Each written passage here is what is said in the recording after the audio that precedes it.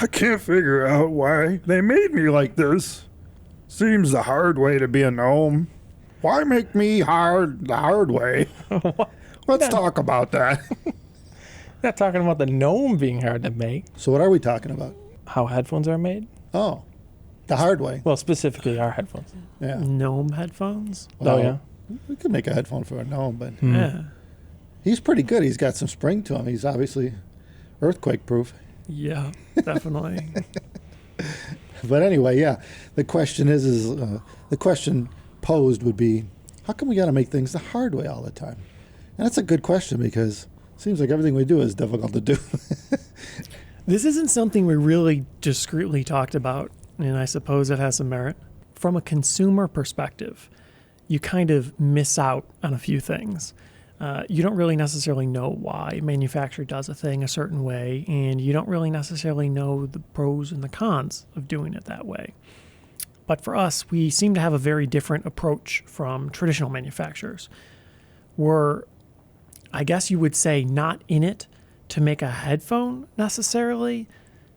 Now that's a tricky one, right? We'll talk about this. Could be tricky. Someone So, could twist those words. Traditional headphone manufacturers seemingly are in the market to make a headphone, and they're trying to make a good headphone. And by that, I mean they're trying to make a product that you find compelling enough to purchase, and they're trying to make a profit on it. Right? I think that's no secret to most people.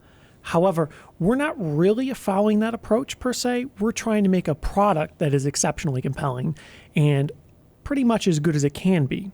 And what we happen to be settled on happens to be a headphone, but it's not really the headphone that's the important thing. It's more like the total cumulative experience that we find important, right? I guess it's one way to look at it. It's about making a product that is exceptional, not just a good headphone, but a product that when you receive it as a consumer, it performs better than anything else. We need to put that in the About Us part of our website because that's a pretty good description. 'Cause I think what we have now is kind of stale compared to what you just said.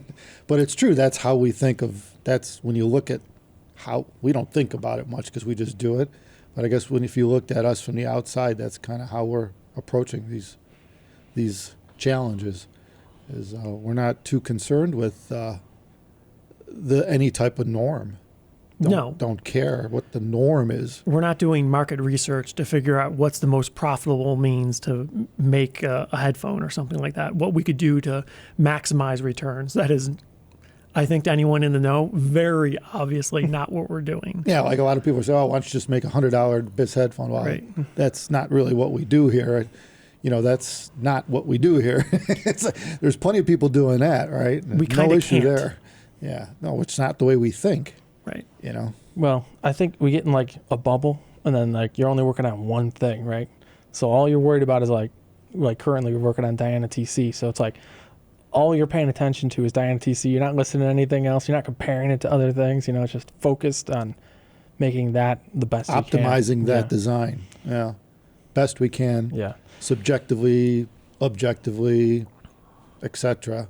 And and it ultimately winds up being as good as it can be, given all the parameters we set for ourselves, right? With that particular It's a very product. boutique approach compared to, I guess actually a lot of people complain about how we say that. Boutique?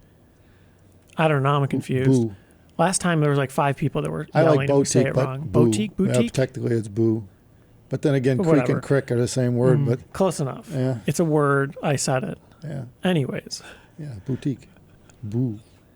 we try to find an approach that manufactures a product that people find to be exceptional. It's not about making a headphone that's profitable or making a headphone that fills a gap in a market. And I think this is more profound than people recognize, because at least speaking for myself, I'm not driven to make a headphone that's average or slightly better than a competitor. You'd see this a lot on the market. It seems like people are kind of sort of in a bit of a competition to make something slightly better than the competitor. Well, in some ways. And the reasoning for that is they're only trying to make it better enough that you buy theirs and not the other one. But not good enough that they have no room for improvement, or that you don't feel you need to improve it. Because Right. unlike us, where we'll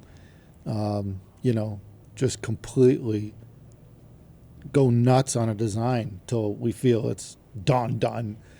Most companies just don't take it that far. Well, there's a thing that I've been doing lately.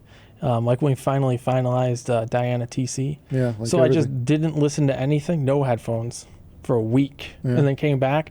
And if you're not surprised at how good it sounds, right. then you didn't do Probably good. going in the wrong Yeah, direction. Yeah, Yeah, it's a right. good litmus test. Yeah. Yeah. It's like, oh, this is impressive. Yeah. The thing is, like, normally when you see lower cost products, they're made to that price point, right? We've talked about this before. It's more about volume. Their whole goal is to sell as many pieces as possible. So it's, and therefore obviously you would hopefully increase profits. Now some companies sell more pieces and they can't make enough, so therefore now they have another issue. They're not really, or they need to hire so much labor to continue to increase the volume that you never really gain a appreciable amount of profit.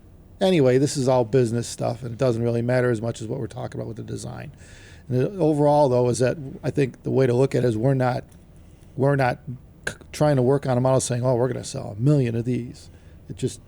We know that's not going to happen. It's already a given. All right, so given that, it's like, all right, so what we're looking at, we come at it from a totally different angle. We're saying we're just going to make whatever this takes. We're going to make the best product we can out of it, and let the chips fall where they may in terms of pricing. It is what it is when we're done, and that's the way we look at it. Well, you would have to do a lot of things different if you wanted to go high volume. You couldn't design it the same because it would need to be actually designed for manufacturability, which we're not doing. Yeah, A lot of things ease of assembly, ease of manufacturing. a lot of things would have to change. Yeah. This is we seem to pick the most difficult paths on everything we do, and it's not that we do that on purpose or we're trying to do it that way. It just tends to wind up giving us the best results. It gets us toward the goals we're after. Well, sometimes things are a bit interesting to do it a certain way, and so we do it a way that I find to be unique or interesting. But Well, generally speaking, we're not intentionally seeking to make it difficult. The goal is to make it as easy to put together as possible and as affordable as practical. But if there's a way to do it that is better and it costs a little bit more, we're not scared to do it. And the reality is intrinsic in the design. If you're doing something at a low cost or high volume, you really can't do complicated things. It requires too much labor. There's too much uncertainty. There's too much difficulty in mass production to do a lot of things that we do. Yeah, you have aiming for a price point. You have a hard ceiling at how much you can spend on each unit, how much cost it makes. Hard ceiling, and it's almost always an engineering challenge to keep below that and maximize. It's almost I would say it's just as challenging to do that probably as it is to do something crazy, where you're just opening up the floodgates as to ideas and saying, well, let's try this and see how it works and go with it.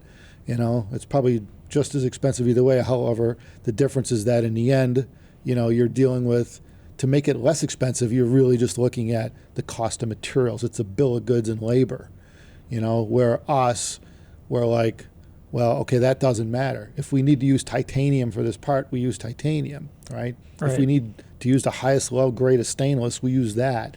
And if it works, if it tries to get us to attain our goal. And so, and you can't, those are the two different realities of mass production and volume versus boutique products where you're after something that doesn't exist anywhere else. Well, I know. Actually, it is a lot harder to design for low cost, usually. Because I know Bosch specifically, they tried to make a sensor cheaper for Indian car manufacturer. They couldn't do it. Yeah. So they actually started a separate division in India of Bosch. And they actually figured out how to make it cheaper in India. The Indian engineers better than the German engineers to make it, because they were used to designing Thinking things that for cost. Yeah. And I guess that's really what it boils down to.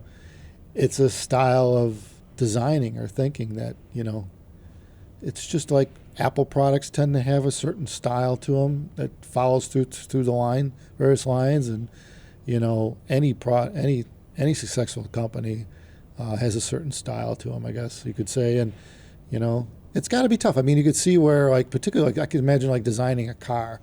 It's so complex because you have so many features on a car in terms of the looks, the exterior, the interior, every knob, and, you know, nook and cranny, the stitching on the dash, if you got such a thing, you know.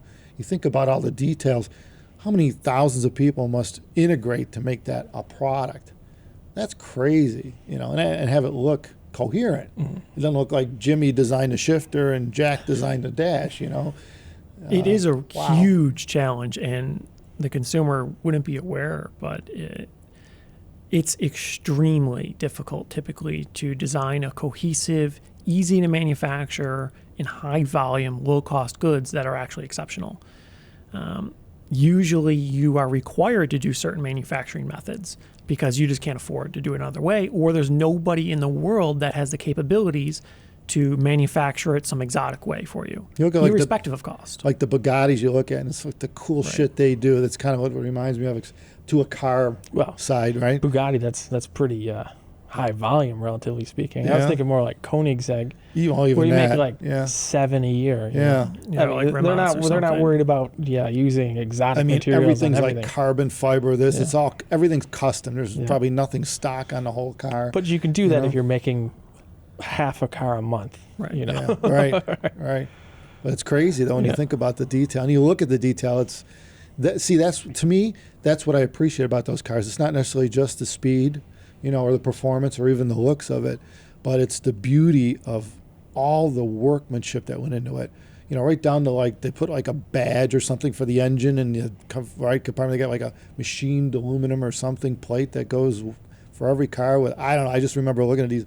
The subtle details that exist in there you can't get in a Chevy or a Ford or a Beamer or Mercedes. It doesn't exist. Now, well, of course, you can't. The price point's completely 10.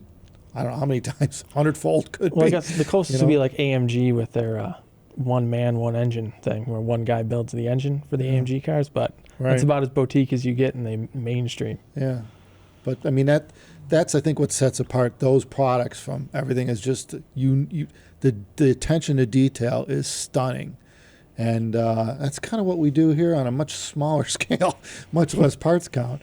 You know, every little facet of every detail of it is just has a reason to be, and what's I think what separates our Abyss line in general from a majority of them. And not to say that other people don't look at detail either. You know, some headphones have some nice looking details to them too. There are some, but it is the exception for the most part in this market. You know, there's some interesting products for sure, but really what we're seeking is, I guess, effectively to manufacture an exotic product at an attainable price point. So as far as headphones go, it happens to be expensive. Absolutely. It's not $50, but it is for a lot of people comparatively attainable. You know, you look at the comparison to $1 million hypercars, that's so far out for almost 100% of the population, right? Yeah, right. It's crazy. But a few $1,000s, well, expensive, but maybe you can make it work. And it depends on what you're looking for. But I think it's almost a little interesting to have that barrier to entry there, because then it kind of says to the designer, the manufacturer, that this person really wanted this product. They really like it. So if you're able to design a product that's compelling enough that somebody's willing to shell out that kind of money for, you hope they really love it. You hope that they find as much use out of it, utility as you can. And we found that to be the case. I mean, we've proven that the market exists, as have others. And, you know, hell, I think we were, other than Stax, we were the first company to have this price range. Actually, Stax had that for years with the one model, and that was the only thing in the near $5,000 U.S. category. And we came out with the 1266, and a good year of it, we heard about pricing from people. You can't do that. And yes, we can. And you know, and now look at the marketplace. It's just flooded with similarly priced product. Not flooded, but I mean, there's a lot of product out there. I mean, now you got $3,000 players and $5,000 headphones to choose from. or none of that existed? Well, I think the most of that was really just because of the market maturity. It was because it was possible. People saw that it was a sound economic decision to invest in manufacturing very high-end headphones. But it's not like we did it, but maybe it was a kickstart. But yeah, the entire system maturing and the accessories showing up and more people finding interest in it really is what's been driving these higher dollars. But it still is rather interesting to see people put so much effort into making really compelling products. And I always thought that was cool. Me too. Really unique, special stuff that people cherish. To me, that's more exciting. That's than the thing, people, stuff. You look at it like Sony did a gold portable player, gold-plated portable player, right? Solid copper billet, right? Mm-hmm. Yeah. Who does that? I mean, that's the kind of thinking that's going on in the industry, which just makes these pieces unique, and it just goes on and on. I mean, A&K did that, similar things too, and great, nice, beautiful finishes on these products, and nice-looking screens. I mean, stuff you would never expect to see in audio. Well, that is an interesting example, though, because it was significantly more expensive than the aluminum version of that Sony player. Right. But at shows, everybody had the copper one. Right. I didn't see anybody have an aluminum one. Right. So I guess they sounded basically the same. That's the very thing, similar. right? Yeah. 3 times the price or something like that. Well, technically, the copper was a little smoother. Yeah. It's smidgen better, but it was 3 times the price. Yeah. So you would think people would just go, oh, I'll just get the aluminum one. They didn't. Yeah. They got the gold-plated copper one. Everyone wanted the gold-plated copper. Yeah. Even though it's really irrational. I think it was a 3-to-1 price ratio. I think it was like $1,200 for one versus $3,000 or something like that. Yeah. More. Yeah. I recommended people to get the aluminum one.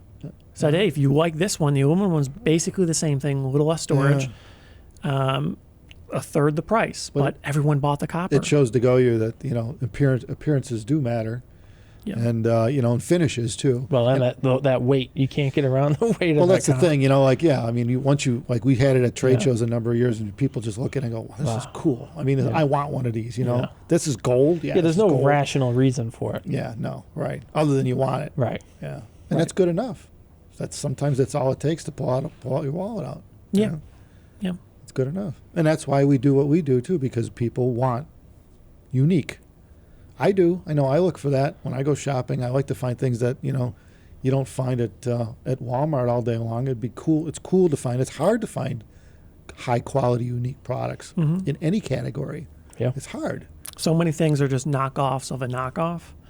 And you may not even recognize it, but a lot of times designs are more or less the same for huge periods of time. And so one person came up with a design and everyone else just more or less cloned it or manipulated it in some way.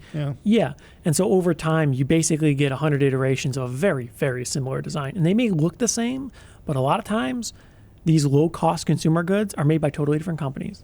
Yeah. They just happen to look the same. Everybody more or less narrowed down on the same style and design. People think these things are made in one big factory somewhere. No, oftentimes 100 different factories making basically the same product, but that's what consumers are buying, and it kind of causes issues, because then if you're looking for exotic, special, unique, it's hard to find, because for the most part what you get is average and acceptable. It serves the task well enough that it's all you get, and I really actively seek unique, exciting, interesting, novel ways to do things. It's kind of like back in the day, they used to have all the women's purses. They used to have all these knockoff purses coming in from primarily probably China. Still do. Yeah, the lookalikes. Well, that's been nipped in the butt tremendously. There's a lot of clamping down going on in imports and stuff like that in the U.S. The stuff doesn't make it across the border anymore. There's protections in place. Well, same thing with watches, all that. Right. Yeah, a lot of that's really been nipped in the butt. And it's understandable. You've got these high-end brands, and they're made to a very high level of quality that the consumer expects at that price. And you got ones that kind of look like that, but have, you're lucky if it keeps time for a month or two before it fails. The minute hand falls off from a distance. right. From a distance, it looks similar, but it ain't nothing like it. Yeah. And it's kind of BS, and it's more of a novelty than anything. But yeah, it gets to a point where you got hundreds of thousands of those floating around. The novelty isn't so funny anymore. It's like, how do you differentiate? So it's actually a big issue. Yeah. Because I find this all the time. Whenever you're looking for cheap goods, especially on like Amazon or something like that, where you're not physically interfacing with the product, it is very difficult to understand what's the difference between these products. They may look identical, but I've seen plenty of times where they're not. They're made different. They perform differently. Yeah. You may have 3 products that look like they're the same thing. They perform differently. They're made differently It's internally. extremely rare to see a copy that's as good as the original. Extremely rare. And that's the reason it's a copy, right? Is because whoever copied it thought it was a good idea. It was selling real well. Hey, we could do that too for cheaper, right? But how it always goes is when someone copies something, they don't know why it's made the way it is. They only copied the look. They copy the look, the style, the design. But the performance, well, there's no thought process. Not always. Yeah, well, the biggest one, SD cards. Because you could get one that looks the same. It's the same piece. They have the same labeling and everything. Yeah. And you get them from Amazon too, and they could be fake. Yeah. You know? There's a lot like that, right? And it's a difficult thing. So I think one good way to more or less certify that this is the authentic, this is a different, unique product, is to make it totally different. Because occasionally you find something on Amazon or whatever. It's manufactured totally radically differently. And oftentimes it's for the better. Oftentimes that 1 in 10 product that's made in a totally different way does outperform the other ones. But it is really hard to know. Kind of like this gnome here that's sitting on a spring. He's a high performance. He's designed for the earth could move and he's still going to stand up pretty much or It's whatever. just like that. Yeah, he's vibration resistant. He'd be good with a pair of 1266s on his head. A little pair. Yeah, a little mini pair. A little gnome pair. Yeah. I agree. I would be really good with that. Is that the same voice? I don't think so. I agree. I'd be really good with the 1266. Make me a pair. On that note, we should probably get moving. Thank you everyone for watching. Subscribe to our channel because we got plenty more coming for the holidays. And keep in mind we could always use some ideas. So if you have anything you want us to talk about, totl@abyssheadphones.com. Just email us, totl@abyssheadphones.com. Take care.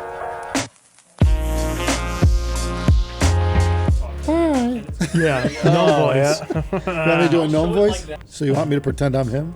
I'm so excited about today's topic. We need a voice from him. It should be deeper. I'm thinking we could talk about No, it. why so quiet? That's terrible. No, do your gnome voice. Hey, I'm a gnome. I don't think. All right. Hey. I'm walking here. All right. So, what voice sounds best in the head? The last one is More pretty like good. this. Should I talk light? No, do the last one. Or should I go really close up and talk about it? But why does it get quieter when it gets lower? Like this? So what's the topic? Maybe we should do that first with him. Why built they? So I'm him. Yeah. You know? Do the gnome voice. I can't do it. Okay, the gnome. I'm the gnome. Be the gnome. I'm better. Be the gnome. Oh, you need some method acting. Yeah. I'm crying. Yeah. Gnome. Very visibly shake him like that. It's good. I know. This place is bouncy. Oh, it's good they gave me a spring. I'm made of really good materials. What? It's got like a swizzle. Is it hot in here? This is going to be difficult. I don't know if I should be here for this. Oh my god.